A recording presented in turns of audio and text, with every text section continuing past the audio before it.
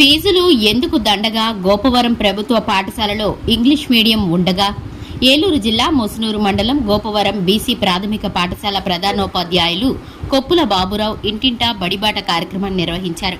ఈ సందర్భంగా ఫీజులు ఎందుకు దండగా గోపవరం ప్రభుత్వ పాఠశాలలో ఇంగ్లీష్ మీడియం ఉండగా అనే నినాదంతో అవగాహన కార్యక్రమాన్ని చేపట్టారు. ప్రభుత్వ పాఠశాలలో చదవడం వల్ల అర్హత గల ఉపాధ్యాయుల చేత నాణ్యమైన విద్య, డొక్కా సీతమ్మ మధ్యాహ్న భోజన పథకం ద్వారా పోషక విలువలు కలిగిన ఆహారం, సర్వేపల్లి రాధాకృష్ణ విద్యార్థి మిత్ర పథకం ద్వారా పాఠ్య పుస్తకాలు, 3 జతల యూనిఫామ్, బ్యాగ్, బెల్ట్, షూ ఇవన్నీ ఉచితంగా అందించబడుతున్నాయని, స్మార్ట్ టీవీ ద్వారా డిజిటల్ తరగతులు, పాఠశాలలో చేరిన ప్రతి విద్యార్థికి ప్రతి సంవత్సరం తల్లికి వందనం పథకం ద్వారా 13,000 రూపాయలు అందించబడుతున్నాయని తెలియజేశారు.